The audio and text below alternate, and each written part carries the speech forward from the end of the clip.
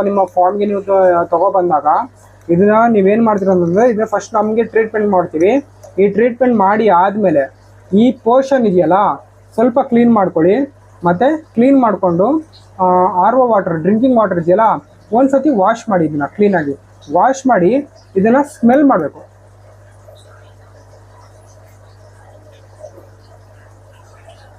Okay, ಇದನ್ನು smell ಮಾಡಿ. ಯಾಕೆ ಅಂತಂದರೆ ಇದರಲ್ಲಿ ಏನಾದ್ರು ಬ್ಯಾಡ್ ಸ್ಮೆಲ್ ಬರ್ತಾ ಇದೆ ಅಂತಂದರೆ ಇದರಲ್ಲಿ ಏನಾದರೂ ವೈರಸ್ ಅಥವಾ ಫಂಗಸ್ ಇರ್ಬೋದು.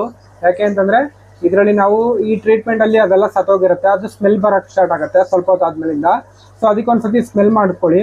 ಓಕೆ, ಇದರಲ್ಲಿ ಏನಾದ್ರು ನಿಮಗೆ ಡಿಫೆಕ್ಟ್ ಏನಾದ್ರು ಇದ್ದರೆ ಗೊತ್ತಾಗ್ಬಿಡುತ್ತೆ. ಓಕೆ, ಇವಾಗ ಈ ಕ್ರ್ಯಾಬ್ ಮಾತ್ರ ಅಲ್ಟಿಮೇಟ್ ಸೂಪರ್ ಆಗಿದೆ. ಓಕೆ, ಇದನ್ನು ನಾನು ರಿಮೂವ್ ಮಾಡ್ತಿದ್ದೀನಿ.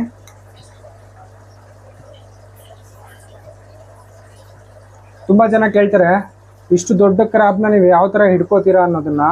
ಓಕೆ, ಯಾವ ಥರ ಇದನ್ನು ಹಿಡ್ಕೋಬೇಕು ಅನ್ನೋದನ್ನು ನಾನು ಇನ್ನೊಂದು ವೀಡಿಯೋದಲ್ಲಿ ಮಾಡಿ ಅಪ್ಲೋಡ್ ಮಾಡ್ತೀನಿ. ಹಾಗೆ ಈ ಕ್ರ್ಯಾಬ್ ಬಂದು ನಮಗೆ ಈ ಎರಡು ಕೈ ಇದೆಯಲ್ಲ, ಈ ಕ್ರ್ಯಾಬ್ ನಮ್ಮ ಕೈ ಏನಾದ್ರು ಹಿಡ್ಕೊಬಿಟ್ರೆ ಏನಾದ್ರು ಆಗುತ್ತಾ ಅನ್ನೋದು, ಕೈ ಕಟ್ಟಾಗುತ್ತಾ ಅನ್ನೋದು ಏನಾದ್ರು ಡೌಟ್ ಇದೆ ಅಂತಂದರೆ ನೋ ಡೌಟ್, ಖಂಡಿತವಾಗಿ ನಿಮ್ಮ ಕೈ ಕಟ್ಟಾಗುತ್ತೆ. ಓಕೆ, ನಿಮ್ಮ ಕೈ ಕಟ್ಟಾಗಿಲ್ಲ ಅಂತಂದ್ರೂ ಈ ಹಿಡ್ಕೊಳುತ್ತಲ್ಲ, ಈ ಹಿಡ್ಕೊಂಡಾಗ